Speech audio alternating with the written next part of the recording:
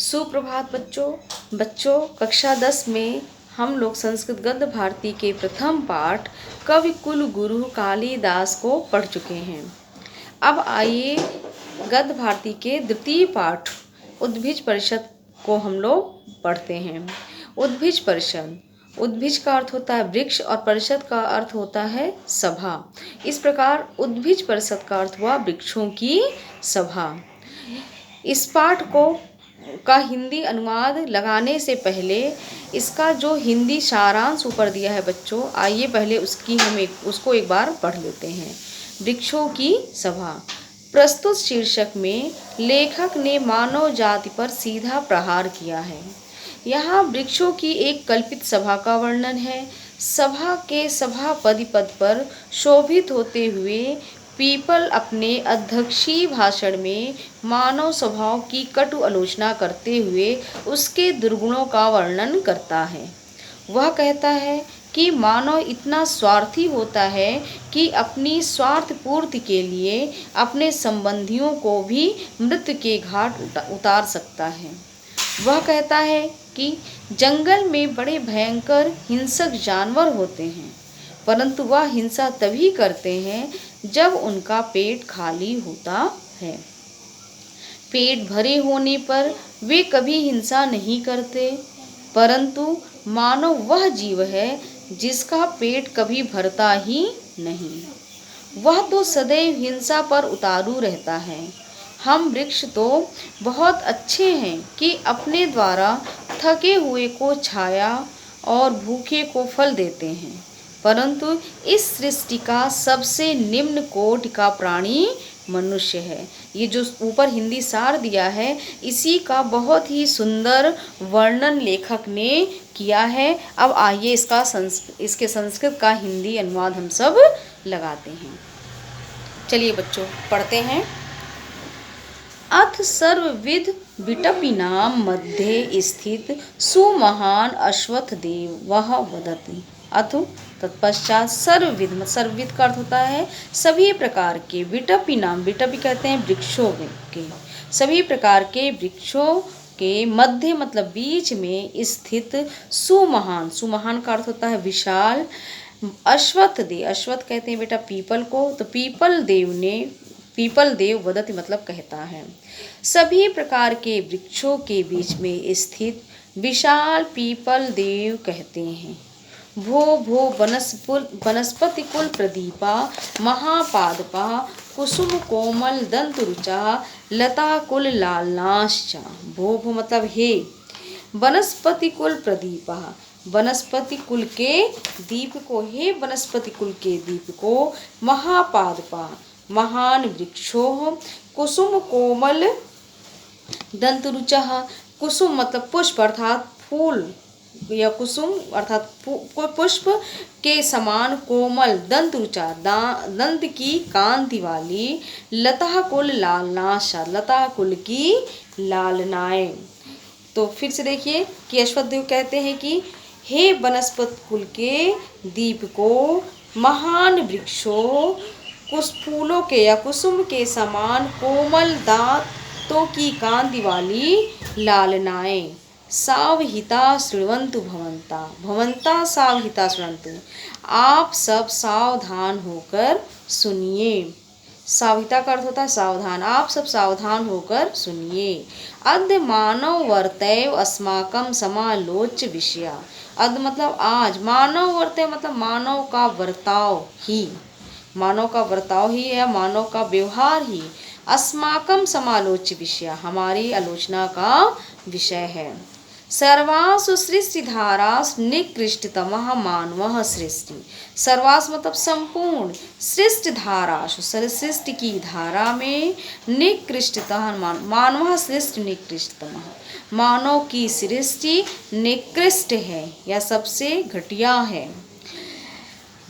सभी सृष्टि धारा में मानव की सृष्टि निकृष्ट है। जीव सृष्टि प्रवाहेषु मानव एव, जीवन सृष्टि की प्रवाह में मानव युग मतलब मानव के समान पर प्रतार का, पर कहते हैं दूसरों को प्रताड़ित करने वाला या दूसरों को ठगने वाला, स्वार्थ साधन परा अपने स्वार्थ को के सिद्ध में तत्पर, मायाविना मायावी या छल कपट में निपुण, कपट व्यवहार कुशला कपट के व्यवहार में कुशल, हिंसा निरता हिंसा में संलग्न या हिंसा में लगा हुआ, हिंसा के कर्म में लगा हुआ, जीवा ना विद्यते और कोई जीव नहीं है।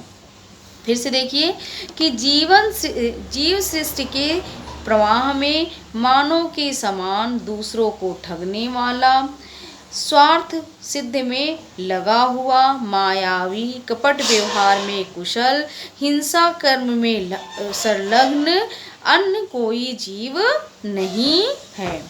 भवन्तो नित्यम एव अरण्यचारिणा हिंस व्याघ्र प्रमुखान हिंसत भावनया प्रसिद्धान स्वपदान अवलोक्यन्ति प्रत्यक्षम। भवन्तो नित्यम मतलब आप, नित्यम एव मतलब नित्य ही, अरण्यचारिणा अरण्य अर्थात जंगल में विचरण करने वाले या जंगल में घूमने वाले, सिंह बाघ मतलब शेर बाघ आदि प्रमुख, हिंसत्व भावना हिंसा की भावना से, प्रसिद्धान मतलब प्रसिद्ध, स्वपदान स्वपदान का अर्थ होता है पशुओं को या जानवरों को, और लोक्यंत मतलब देखते हैं, प्रत्यक्षम मतलब प्रत्यक्ष ही, मतलब आप सब नित्य ही जंगल में घूमने वाले, सिंह बाघ आदि प्रमुख हिंसा की भावना से प्रसिद्ध जानवरों को या पशुओं को प्रत्यक्ष देखते हैं। ततो भवन्ता एव सानुनियम पृच्छन्ते, तो भवन्ता एव मतलब आपसे ही, अनुनियम मतलब विनम्रता पूर्वक, पृच्छन्ते मतलब मैं पूछता हूँ, तो आपसे ही विनम्रता पूर्वक पूछता हूँ। कथयन्तु भवन्तो, आप भवन्तो कथयन्तु मतलब आप बताएं या आप बताइए, यथा तथ्ये वास्तव में, यथा तथ्येन अर्थात वास्तव में, कि मेते क्या इनके, हिंसाद क्रिया हिंसा के कर्म, क्या इनके क्या वास्तव में क्या इनके हिंसा के कर्म, मनुष्येभ्यो हिंसा के कर्म, क्या ये हिंसा के कर्म में मनुष्येभ्यो भृशम गरिष्ठा मनुष्यों से भी, भृशम कहते हैं अत्यधिक, गरिष्ठा मतलब कठोर, क्या ये हिंसा के कर्म में मनुष्यों से भी अधिक कठोर हैं। स्वपदा नाम हिंसा कर्म जठर अनल निर्माण मात्र प्रयोजनकम, स्वपदान मतलब पशुओं का हिंसा कर्म, जठर अनल जठर कहते हैं बेटा पेट की, अनल मतलब आग, पेट की आग को शांत करने के लिए, पेट की आग अर्थात भूख को मिटाने मात्र ही इनका प्रयोजन है। जानवरों का हिंसा कर्म जो है भूख को दूर करने का मात्र ही इनका प्रयोजन है।